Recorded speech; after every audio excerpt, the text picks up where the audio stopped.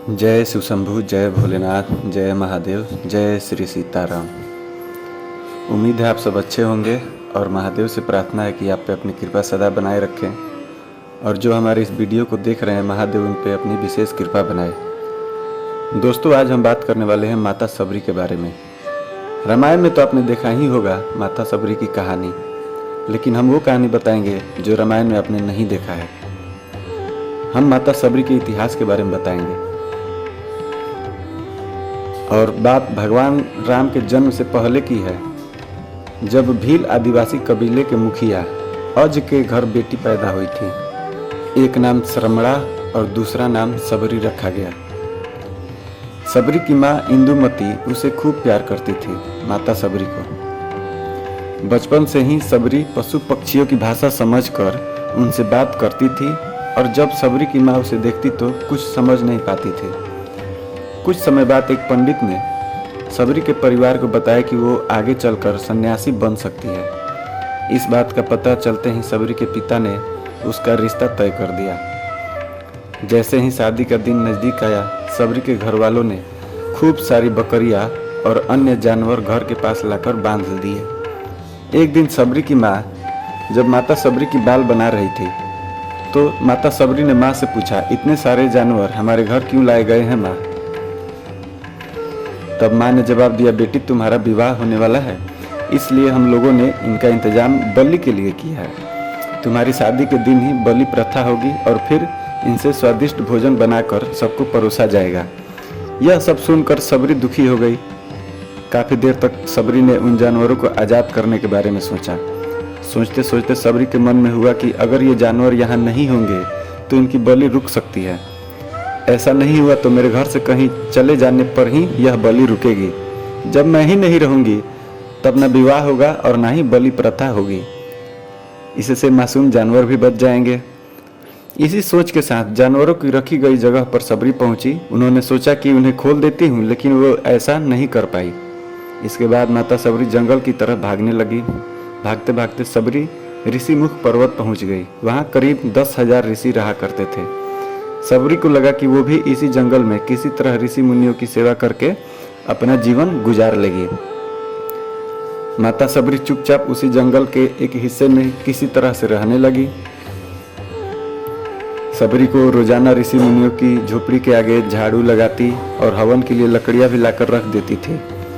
ऋषि मुनियों को समझ नहीं आ रहा था कि जंगल में उनके काम अपने आप कैसे हो रहे हैं, जबकि ये काम तो माता सबरी ही कर रही थी। ऐसा होते होते काफ़ी समय बीत गया। फिर एक दिन मतंग ऋषि ने देख लिया तो माता सबरी ने बताया कि वो भील आदिवासी परिवार से संबंध रखती है। माता सबरी ने बताया कि वो उनसे गुरु दीक्षा लेना चाहती है। उन्होंने खुशी खुशी अपने गुरुकुल में रहने दिया और भगवान से जुड़ा ज्ञान देते रहे माता सबरी को। सबरी ने भी अपने गुरु मतंग ऋषि की सेवा करने में कोई कसर नहीं छोड़ी। वो गुरुकुल के सभी सारे काम करती थी। सबरी से खुश होकर मतंग ऋषि ने उसे अपनी बेटी मान लिया था। समय के साथ मतंग ऋषि का शरीर बूढ़ा हो गया। उन्होंने एक दिन सबरी को अपने पास बुलाया और कहा, बेटी मैं अपना देह त्याग करना चाह रहा हूँ। बहुत साल हो गए इस शरीर में रहते रहते। सबरी ने दुखी मन से कहा, आपके ही सहारे में इस जंगल में रह पाई हूँ। अगर आप ही चले जाएंगे तो मैं जी कर क्या करूँगी?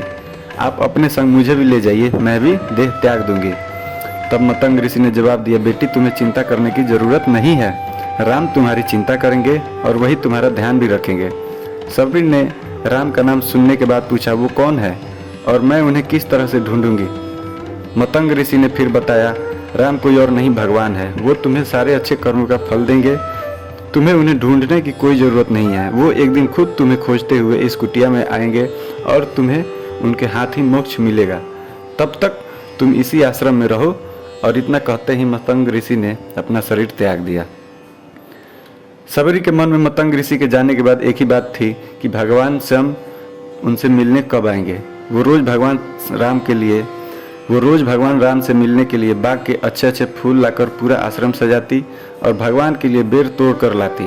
भगवान के लिए बेर चुनते हुए सबरी उन्हें चख लेती थी ताकि भगवान को वो सिर्फ मीठे बेर ही दे सके। रोजाना माता सबरी इसी तरह भगवान के दर्शन की आस में फूल और बेर इकट्ठा करती रहती थी। इसी तरह इंतजार में कई साल बीत गए। माता सबरी का शरीर एकदम वृद्ध हो गया। कई सालों के बाद भगवान राम अपनी पत्नी सीता के हरण के बाद उन्हें ढूंढते हुए माता सबरी के पास पहुंचे। भगवान राम को माता सबरी पहचान चुकी थी। उन्हें प्रणाम करके सबरी ने कहा, भगवान आप मेरे साथ कुटिया में चलिए। भगवान भी खुशी खुशी सबरी के साथ कुटिया में चल पड़े। फूलों से सबरी ने भगवान राम का स्वागत किया। वो सीधे बेर तोड़ने के लिए भाग गई और फिर चक कर उनके लिए बेर लेकर आई। उन्हें बड़े ही प्यार से भगवान राम और उनके भाई लक्ष्मण को बेर दिए। भगवान राम ने भी उतने ही प्यार से उन बेर को खाना शुरू कर दिया। तभी बेर देखकर मुंह बनाते हुए लक्ष्मण ने कहा, भैया ये बेर जूठे हैं, आप इन्हें कैसे खा सकते हैं? भगवान ने जवाब दिया, लक्ष्मण ये जूठे नहीं हैं बल्कि बहुत मीठे हैं। सबरी माई हम सबके लिए ये बहुत प्यार से तोड़ कर लाई है। इतना कहकर भगवान राम प्यार से उन बेर को खाने लगे। भगवान ने जाते हुए फिर माता सबरी से कहा, आप मुझसे जो चाहें वो मांग सकती हैं माता। सबरी ने उन्हें कहा कि मतंग ऋषि के कहने पे मैं आज तक सिर्फ आपके दर्शन करने के लिए जी रही थी। अब आप मुझे मोक्ष प्रदान कीजिए, मैं अपना शरीर आपके सामने ही त्यागूंगी।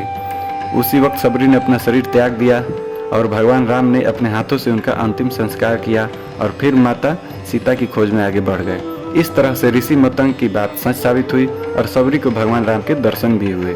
तभी से भगवान राम को सबरी के राम भी कहा जाने लगा। कहानी से सीख यही है कि सच्ची श्रद्धा हो तो भगवान के दर्शन जरूर होते हैं। तो आज के लिए इतना ही। आप वीडियो को लाइक कर दीजिए, कमेंट में जय श्री राम जरूर लिखिएगा और ऐसा ही वीडियो आपको मिलते रहे इसलिए हमारे चैनल को सब्सक्राइब जरूर कीजिएगा।